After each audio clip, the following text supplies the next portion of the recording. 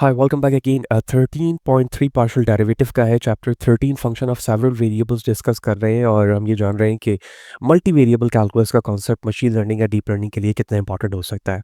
तो complete playlist पर आप फेमिलियर हो सकेंगे कैलकुलस बिहाइंड मशीन लर्निंग और डीप लर्निंग जो मेरे यूट्यूब चैनल पर है फादुस एंड सी एस सर्च करने के बाद आप मेरे चैनल पर आएंगे, इसके प्लेलिस्ट पर जाएंगे जहाँ डिफरेंट डिसिप्लिन्स की वीडियोस मौजूद है, विथ आप इन्हें वॉच कर सकते हैं। जबकि content related material which mean presentation, slide code, ये तमाम चीज़ें मेरे ब्लॉग fadusencs.blogspot.com पर मौजूद है। और अगर आप यूडेमी के कोर्स से फैसिलिटेट होना चाहते हैं तो एक इम्पॉर्टेंट कोर्स मेरा यूडेमी पे भी मौजूद है, R programming complete data science और मशीन लर्निंग। आप इसको भी देख सकते हैं ताकि आप प्रोफेशनली डेटा साइंस को बहुत अच्छे तरीके से लर्न कर सकें। तो चैनल पर करना है और चैनल को सब्सक्राइब नहीं किया हुआ तो ज़रूर करें ताकि इस तरह की चीज़ें सीखना आपके लिए आसान रहे। तो सबसे पहले तो हमें एक कॉन्सेप्ट समझना होगा कि हम पार्शियल डेरिवेटिव को डिस्कस करते क्यों हैं। देखिए, जब हम कैलकुलस में लिमिट, इंटीग्रेशन, इसी तरह से डेरिवेटिव पढ़ते हैं तो वहाँ पर हमारे पास जो कॉन्सेप्ट होता है वो सिंगल वेरिएबल का होता है। लेकिन not only every time, some time हमारे पास जो एक्सप्रेशन या इक्वेशंस दी जाती है वो मल्टी वेरिएबल्स की भी हो सकती है। फॉर एग्जांपल, फंक्शन कुछ इस तरह से लिखा हो सकता है, 2x² प्लस 3xy। सो यहाँ पर x भी मौजूद है, y भी मौजूद है। तो ऐसे सिनेरियो पर जब आप डेरिवेटिव निकालते हो तो x एंड y दोनों के लिए आपने सॉल्व करना होता है, तो उस कॉन्सेप्ट को हम पार्शियल डेरिवेटिव यहाँ पर कह रहे होते हैं। विच मीन दैट अगर आप इस पैराग्राफ को देखें तो यहाँ पर यही चीज़ बताई जा रही है कि in application of the function of several variables the question often arise how will the value of a function be affected by the change of in one of it independent variable, यानी किस तरह से function effect करेगा उसके एक variable के independent होने पर। You can answer this by considering the independent variable at a time, जिसमें एक जो है वो इंडिपेंडेंट वेरिएबल होगा, एक डिपेंडेंट वेरिएबल होगा। For example, to determine the effect of the catalyst in the experiment, a chemist could conduct the experiment several times using varying amount of the catalyst while keep constant other variables such as the temperature and pressure, which means that अगर हम chemistry के respect से देखें तो अगर कोई experiment किया जा रहा है तो एक चीज़ उसमें डिपेंडेंट होगी, एक इंडिपेंडेंट होगी। So you can use a similar procedure to determine the rate of the change of a function f with respect to if several independent variables based on the type of the experiment. तो इस process में जिसमें हम अब experiment के अंदर किसी variables को डिपेंडेंट और दूसरे को इंडिपेंडेंट रखते हैं, इसे हम पार्शियल डिफरेंशिएशन कह रहे होते हैं। And the result is referred as to a partial derivative. इस पार्शियल डिफरेंशिएशन में जो रिजल्ट रेफर्ड हो रहा होता है उसे हम पार्शियल डेरिवेटिव कह रहे होते हैं, उस फंक्शन का with respect to the chosen independent variable, जो उसमें इंडिपेंडेंट वेरिएबल इस्तेमाल किया जाता है। अभी हमें कॉन्सेप्ट समझ में आएगा कि जब हम पार्शियल डेरिवेटिव निकालते हैं तो एक्सप्रेशन किस फॉर्म पर होती है और किस तरह से डिपेंडेंट और इंडिपेंडेंट को कंसीडर करते हुए पार्शियल डेरिवेटिव आइडेंटिफाई कर रहे होते हैं। अगर हम सिंगल वेरिएबल के रिस्पेक्ट से ही मल्टी वेरिएबल्स के डेफिनेशन को देखें, तो डेफिनेशन बताई जाती है कि if function z equal to f of x y, then the partial derivative or the first partial derivative of the function with respect to the x and y are the function f of x and f of y is defined by this। यानी अगर मैं उसी function को एक दफ़ा f of x के लिए find कर रहा हूँ फिर एक f of y के लिए कर रहा हूँ तो ये उसके कॉरस्पॉन्डिंग इक्वेशन हो सकेंगे। ठीक है, यानी इसमें डेल ऑफ एक्स जो है यानी चेंज ऑफ फंक्शन वो टिल्ट करेगा ज़ीरो की तरफ, जिस तरह से हम डिफरेंशिएशन में सिंगल वेरिएबल का निकालते हैं और हम एक्स के लिए एक दफ़ा करेंगे और एक दफ़ा वाई के लिए कर रहे होंगे। अब इसको हम एक बेसिक एग्जांपल से समझते हैं, समझना हमारे लिए काफ़ी आसान रहेगा कि ये जो इक्वेशन 1 यहाँ पे लिखी गई है और 2 लिखी गई है डिफरेंशिएशन के लिए, एक्चुअली ये किस तरह से होती है। देखो, हमारे पास एक सिंपल फंक्शन है 3x minus x square y square plus 2x cube y, और हमें पार्शियल फंक्शन या पार्शियल डेरिवेटिव निकालना है। तो उसका मतलब ये हुआ कि हम एक दफ़ा एफ ऑफ एक्स के लिए करेंगे और एक दफ़ा वाई के लिए करेंगे। क्यों? क्योंकि यहाँ पर दो ही यूनिक वेरिएबल है एक्स एंड वाई, जो कि क्वेश्चन के लेफ्ट साइड पे भी मौजूद है। ओके, हम सबसे पहले फंक्शंस को ओरिजिनल फॉर्म पे लिखते हैं और उसके बाद पार्शियल डेरिवेटिव निकालते हैं with respect to the x. तो अगर मैं इसे एक्स के लिए सॉल्व करूं तो एक्स का डेरिवेटिव, क्योंकि ये एक्स सिंपल है तो इसके लिए 1 आ जाएगा। ये 2 सिंपल एक्स स्क्वायर है तो ये हो जाएगा 2x, वाई स्क्वायर वैसे ही रहा। एक्स के लिए कर रहा हूँ तो ये हो जाएगा 3x स्क्वायर, तो 3 2 से मल्टीप्लाई होकर हो जाएगा 6x स्क्वायर वाई। तो मैं कह सकता हूँ कि ये फंक्शन पार्शियल डेरिवेटिव है with respect to the x. अब हम ओरिजिनल फंक्शन को दोबारा कंसीडर करते हुए इसके लिए y के लिए सॉल्व करते हैं। तो जब मैं y के लिए सॉल्व करता हूँ तो ये वाला पार्ट तो डायरेक्टली जीरो हो जाएगा क्योंकि यहाँ पर y मौजूद ही नहीं है। तो नेगेटिव का एक्स स्क्वायर रहा, y स्क्वायर है तो 2y हो जाएगा, तो सिंप्लीफाई करके हम नेगेटिव 2x स्क्वायर y लिख सकते हैं। नेक्स्ट 2x क्यूब y है, y की वैल्यू 1 हो जाएगी तो सिंपल 2x स्क्वायर लिखा जाएगा। तो मैं कह सकता हूँ कि ये वो इक्वेशंस है जिसे मैं स्टार के साथ रिप्रेजेंट कर रहा हूँ, this one. this. With respect to the x, this is with respect to the y. This is a partial derivative of this original function. Hope you will understand. And this is the formula way to identify the derivative of the original function. And जहाँ पर हमने इसे solve करके भी देखा. अब कुछ notation है जो डिफरेंट डेरिवेटिव के लिए या पार्शियल डेरिवेटिव के निकालते हैं. इस वक्त अगर आप और देखो तो ये जो है वो फर्स्ट डेरिवेटिव है. इसको हम मैथमेटिकली इस तरह से भी लिखते हैं F bar of x. If you remember that, ये फर्स्ट डेरिवेटिव. इसी तरह से हम 2 टाइम डेरिवेटिव लगा सकते हैं. ठीक है, तो ये सेकंड डेरिवेटिव होता है. तो ये कुछ नोटेशन है यहाँ पर जो मेंशन किए गए हैं फर्स्ट पार्शियल डेरिवेटिव के. For example, z equal to f of xy, the partial derivative f of xy denoted by this form. यानी हम इस पार्शियल डेरिवेटिव को नोटेशन में इस साइन से रिप्रेजेंट कर सकते हैं. एक्चुअली ये जो साइन है, जिस तरह हम d अपॉन dx लिखा करते थे ना, इस तरह से, बिल्कुल इसी तरह से पार्शियल डेरिवेटिव को हम इस साइन से शो कर रहे होते हैं. हम using a mouse, that's why it look little bit complex. Okay, इस तरह से उसको मेंशन किया जा रहा होता है. अगर हम x के लिए कर रहे हैं तो हम इस तरह से लिखेंगे, और अगर हम y के लिए कर रहे हैं तो हम इस तरह से लिखेंगे पार्शियल डेरिवेटिव को. ठीक है, तो ये x का रिप्रेजेंटेशन हो गया, ये y का हो गया.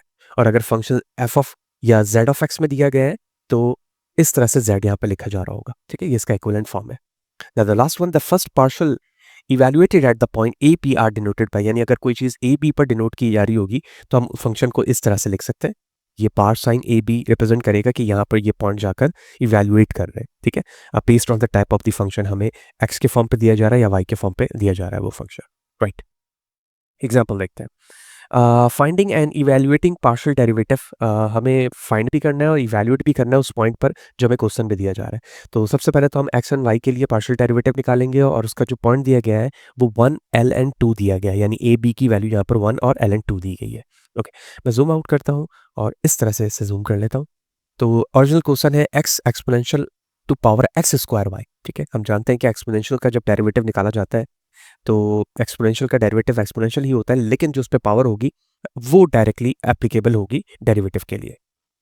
सो इस रिस्पेक्ट से अगर मैं अपने ओरिजिनल फंक्शन का पार्शियल डेरिवेटिव निकालूं with respect to the x, remember that u into v के लॉजिक के साथ, तो ओरिजिनल फंक्शन जो है वो ये है. अगर हम इसके पावर का डेरिवेटिव निकालेंगे x के रिस्पेक्ट से तो ये हो जाएगा 2x एंड y जो हमने लिख दिया.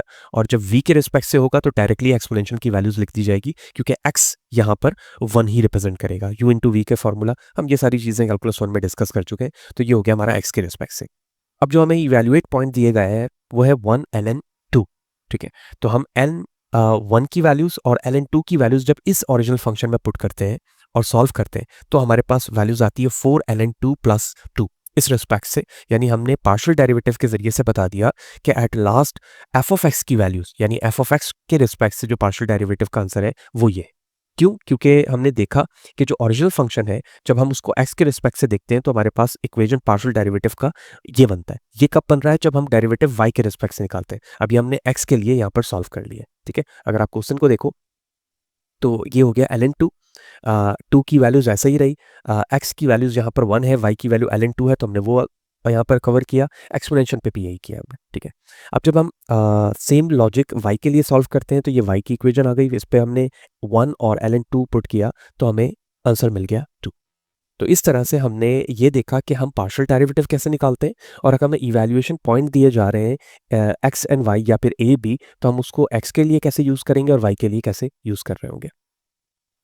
राइट, अनदर एग्जाम्पल 3 है हमारे पास. अगर हम देखें तो हमें स्लोप मालूम करना है सबसे पहले in the direction of x and in the direction of y of the surface given by this. यानी ये सरफेस हमें दिया गया है और इसके रिस्पेक्ट से हमें स्लोप मालूम करना है एक्स डायरेक्शन में और वाई डायरेक्शन में. यानी सिंपली जिस तरह हम सिंगल वेरिएबल में स्लोप फाइंड करते थे डेरिवेटिव के जरिए, बिल्कुल इसी तरह से हमें यहाँ पर पार्शियल डेरिवेटिव पे ये मालूम करना है. जबकि पॉइंट्स हमें टू दिए गए हैं, 1/2, 1 and 2. ठीक है, 3 हमें यहाँ पर पॉइंट्स दिए गए हैं. अच्छा, the partial derivative of the function with respect to the x and y. अगर मैं इस ओरिजिनल फंक्शन का पार्शियल डेरिवेटिव निकालता हूँ एक्स के रिस्पेक्ट से, ठीक है, तो इसकी वैल्यूज आती है -x, और जब मैं वाई के रिस्पेक्ट से निकालता हूँ तो ये आती है -2y. Very simple. अगर आप देखो कि अगर मैं इसका डेरिवेटिव सिंपल निकालूँ तो ये टर्म जो होगा वो डायरेक्टली सॉल्व होगा, क्योंकि एक्स के रिस्पेक्ट से तो मैं लिख सकता हूँ इसे 2x/2. ठीक है, ये नेगेटिव का है, 2 से 2 कैंसिल हो जाएगा, तो सिर्फ बच जाएगा नेगेटिव एक्स। तो ये देखो यहाँ पे नेगेटिव एक्स है। वाई के लिए करें तो ये टर्म जीरो हो जाएगी, इसे सॉल्व करूंगा तो ये हो जाएगा 2y नेगेटिव का, जबकि ये तो ऑलरेडी ही जीरो होगा क्योंकि ये कांस्टेंट है, तो ये 2y आ गया। 4/2 एक्स के लिए लिखा और ये नेगेटिव 2/y है, तो y की वैल्यू 1 है, तो ये नेगेटिव 2 हो गई। Simply figure A and P यानी 13.31 एंड 31 पी, ये दोनों चीज़ें उस पॉइंट्स को शो कर रहे हैं कि जब हम अपने ग्राफ में ओरिजिनल फंक्शन को प्लॉट करेंगे तो ये वो पॉइंट है जहाँ पर स्लोप लाइन टच करते हुए गुजरेगी, यानी वो इस फंक्शन की स्लोप लाइन कहलाएगी जो हमें यहाँ पर फाइंड करना था, इधर वो एक्स डायरेक्शन में हो या फिर वाई डायरेक्शन पे हो। तो आप ये पॉइंट देख रहे हैं जहाँ पर ये स्लोप कर रहा है और ये उसकी वैल्यूज़ है, ठीक है, जो हमने यहाँ पर फाइंड कर लिए। Similarly finding the slope of the surface of the x and y direction, same logic के साथ हमें एक और फंक्शन दिया गया है, हम इसे प्लॉट कर सकते हैं। ऑनलाइन बहुत सारी वेबसाइट्स हैं जो फंक्शन को प्लॉट करके विजुलाइज कराती हैं।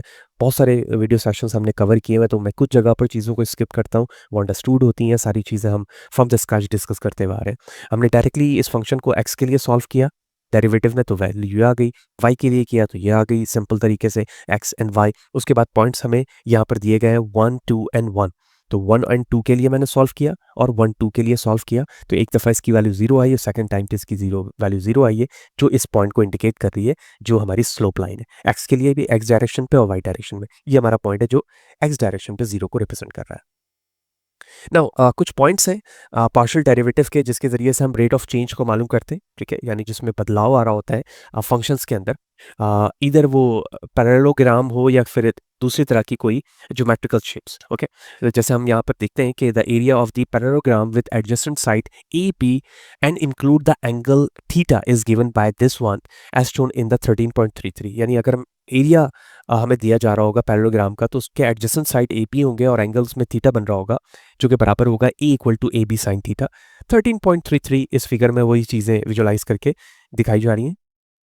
तो हमें मालूम करना है रेट ऑफ चेंज को इसमें, जिसके ए पी और थीटा की वैल्यू ये होगी। रेट ऑफ चेंज मालूम करेंगे ए के लिए with respect to the theta, पहले हम with respect to the small a कर रहे हैं, सेकंड में थीटा फॉर ए कर रहे हैं, जबकि ए बी और थीटा की वैल्यूज ये है। तो सिंपली हमें इक्वेशंस दी गई है यहाँ पर ए बी साइन थीटा की पार्शियल डेरिवेटिव के फॉर्म पर, इसे एक दफ़ा इस तरह से लिखा जाएगा, ठीक है। हमने यहाँ पर with respect to the a इसको आइडेंटिफाई करना है और उसके बाद जो सब्स्टिट्यूट वैल्यूज हमें दी गई हैं वो हमने पुट किया और ये यहाँ पर 10 के बराबर आ गया। सिंपली साइंटिफिक कैलकुलेटर आप अप्लाई करेंगे, थीटा पाई/6 इस्तेमाल करेंगे, सोल्यूशन होगा। सेकंड टाइम थीटा के रिस्पेक्ट से करना है तो ये कॉस थीटा आ जाएगा, साइन की जगह वैल्यू पुट करेंगे जो हमें क्वेश्चन में दिया गया है, a tan p 20 थीटा पाई/6 पुट किया और ये हमारे पास वैल्यू सॉल्व होकर आ गई। तो लॉजिकली अगर आप देखो तो मेन पॉइंट सिर्फ यहाँ पर ये है कि हम मल्टीपल वेरिएबल्स के इक्वेशंस को किस तरह से डेरिवेट कर रहे हैं और उसके बाद उसमें सिंपली वैल्यूज पुट करना होता है। इसी तरह से वेरिएबल्स दो से ज़्यादा भी हो सकते हैं, तो दो से ज़्यादा के लिए सेम लॉजिक एक्सपेंड होगी, लेकिन बस हमारे पास जो इक्वेशंस की क्वांटिटी है वो 3 हो जाएगी, ठीक है। यानी फॉर एग्जाम्पल मैं इस तरह से कह सकता हूँ 2x plus 4y plus 6xyz, x y and z। तो यहाँ पर x y and z 3 variables आ गए, तो इसके लिए हम 3 टाइम डेरिवेट कर रहे होंगे और क्वेश्चन को सॉल्व कर रहे होंगे, ठीक है। यही पॉइंट्स हमारे फर्स्ट डेफिनेशन पे मौजूद था जिसे 3 के लिए शो अप किया गया है। हम क्वेश्चन सॉल्व करते हैं। देखो हमें पार्शियल डेरिवेटिव मालूम करना है इस इक्वेशन का, 3 वेरिएबल्स के साथ है ये, with respect to the z x and y to be constant and obtain this one. तो ये हमें क्वेश्चन दिया जा रहा है, इस रिस्पेक्ट से हमें पार्शियल डेरिवेटिव मालूम करना है। तो हम एक दफ़ा x के लिए कर सकते हैं, एक दफ़ा y के लिए कर सकते हैं और एक दफ़ा z के लिए भी कर सकते हैं। सिमिलरली दिस इक्वेशन आप इसे ट्राई कर सकते हैं, एक और इक्वेशन यहाँ पर मौजूद है, आप इसे भी ट्राई कर सकते हैं। लेकिन अगर नोटेशन वाइज देखें तो x के लिए आप इस तरह से लिख सकते हैं, y के लिए इस तरह और z के लिए इस तरह से लिख सकते हैं। हायर ऑर्डर पार्शियल डेरिवेटिव भी होते हैं, यानी फॉर एग्जांपल जब हम सेकंड टाइम उसे कर रहे होते हैं तो हम इस तरह से लिख रहे होते हैं, ये सेकंड डेरिवेटिव कहलाता है। इसी तरह हम वैल्यू 3 लिख सकते हैं तो ये थर्ड लेवल डेरिवेटिव का कहलाएगा। जिस तरह हम सिंगल पे f बार ऑफ x लिखते हैं, तो जब हम पार्शियल डेरिवेटिव सेकंड ऑर्डर में निकालेंगे तो इस तरह से इधर वो x के लिए निकल रहा हो, y के लिए निकल रहा हो या फिर z के लिए निकल रहा हो, ठीक है, with respect to the x and with respect to the y, यानी बोथ वे अगर मैं निकाल रहा हूँ, यानी मैं एक दफ़ा x के लिए और y के लिए शो अप कर रहा हूँ तो मैं इस तरह से लिख सकता हूँ, ठीक है। The third and fourth case are called the mix partial derivative, यानी अगर आप थर्ड एंड फोर्थ की तरफ जा रहे होंगे तो हम उसे मिक्स पार्शियल डेरिवेटिव कहेंगे। तो अगर मैं सेकंड पार्शियल डेरिवेटिव की बात करूं कि मुझे क्वेश्चन दिया जा रहा है जिसमें मुझे सेकंड पार्शियल डेरिवेटिव निकालना है इस इक्वेशन का और डिटरमिन करना है कि x ऑफ y -1 और 2 पर क्या होंगे। Very simple approach. Original function है, हमने ओरिजिनल फंक्शन को सबसे पहले एक्स के रिस्पेक्ट से किया, तो ये हो गया 3y² एक्स का हो जाएगा 1, और उसके बाद ये डायरेक्टली 0 हो जाएगा क्योंकि एक्स टर्म नहीं है। हम इसे कर लेंगे तो ये हो जाएगा 2xy², 2 5 से मल्टीप्लाई हो जाएगा 10, और इसी तरह से ये y के रिस्पेक्ट से हो गया। ये है फर्स्ट डेरिवेटिव। अब हमें इसी का सेकंड डेरिवेटिव निकालना है। तो हम सेकंड डेरिवेटिव जब x के लिए निकालेंगे तो यहाँ पर x का कोई टर्म नहीं है, ठीक है। यहाँ पर x का टर्म मौजूद है, तो ये हो जाएगा 10y²। सेम लॉजिक के साथ हमने y के लिए सॉल्व किया, तो ये हो गया सेकंड डेरिवेटिव y के लिए। Okay, now another issues here कि जब आप सेकंड डेरिवेटिव फर्स्ट डेरिवेटिव के पास सेकंड निकालते हैं, वो ये है कि जब आपने ओरिजिनल फंक्शन का फर्स्ट डेरिवेटिव निकाला था y के रिस्पेक्ट से, हम उस ओरिजिनल फंक्शन का जो y के रिस्पेक्ट से डेरिवेटिव फर्स्ट निकलना है, उसको हम यहाँ पर x के लिए सॉल्व करेंगे एक दफ़ा, और एक दफ़ा y के लिए सॉल्व करेंगे डेरिवेटिव में, और इसे कहा जा रहा है f ऑफ xy और f ऑफ yx। देखो, ये फर्स्ट डेरिवेटिव है y के रिस्पेक्ट से, इसका जब मैं x के लिए सॉल्व करूंगा तो ये हो जाएगा 6y, ये हो गया 0, और ये हो जाएगा 20xy। There it is. अब इसी चीज़ को मैंने सॉल्व करना है y के लिए, तो ये हो जाएगा 6x 0 plus 20xy। Look at this one, it's solve now. Now अब हम मुझे क्या करना होगा, सिर्फ जो पॉइंट्स दिए गए हैं -1 और 2 उसे सॉल्व करना होगा। तो हमने डायरेक्टली -1 और 2 को f(x, y) ये रहा f(x, y) में पुट किया, और उसकी वैल्यूज आ गई -28, and that's determine the value of f(x, y) -1 2। It's solve the The last one is the theorem, equality of the mixed partial derivative if the function f of x and y such that f(x, y) and f(y, x) are continuous, जो अभी हमने यहाँ पर find किया। अगर हमें एक function दिया जा रहा है जो कि एक्स वाई पे है मौजूद है, और उसके ये दोनों पार्ट्स फंक्शन कंटिन्यूअस है on an open disk R, then the every X Y in R, यानी हर एक एक्स वाई रीजन में बराबर एक दूसरे के बराबर होंगे। यानी मैं जब एफ ऑफ एक्स वाई निकालूंगा या वाई एक्स निकालूंगा तो वो दोनों क्या होंगे, बराबर होंगे, जिसको हम equality of the mixed partial derivative कहते हैं। The last example we need to follow here, जिसमें हमें ये प्रूव करना है कि एक्स जेड वाई जेड और इसी तरह से X Z Z X Z Z and Z Z X ये आपस में एक दूसरे के इक्विवेलेंट है with respect to this function. Okay, यहाँ पर 3 वेरिएबल्स इस्तेमाल हो रहे हैं एक्स वाई जेड, तो वाई एक्सपोनेंशियल एक्स मौजूद है प्लस एक्स ln जेड मौजूद है।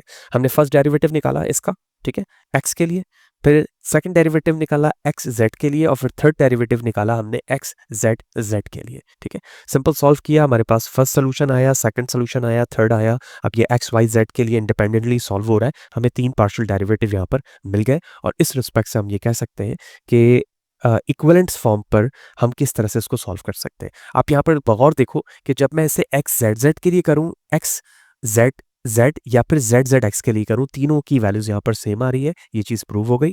और इसी तरह से हमें एक्स जेड और जेड एक्स के लिए सॉल्व करना था, ये चीज़ भी यहाँ पर प्रूव हो रही है, जो कि इक्विवेलेंट के लिए आ रही है। ठीक है, hope you understand the concept. Video long ज़रूर हुई, लेकिन हमने पार्शियल डेरिवेटिव को कंप्लीटली समझा 13.3 में। नेक्स्ट सेशन पे जाएंगे तो हम 13.4 डिफरेंशियल को समझेंगे कि डिफरेंशिएशन का कॉन्सेप्ट क्या है मल्टीपल वेरिएबल्स के अंदर। इसी तरह से जुड़े रहें, वीडियो को लाइक करो, चैनल को सब्सक्राइब नहीं किया हुआ तो ज़रूर करें ताकि मोटिवेशन बरकरार है और मैं आपकी रिक्वायरमेंट के मुताबिक काम करता रहूँ। नेक्स्ट सेशन पे मिलते हैं, सी यू देयर।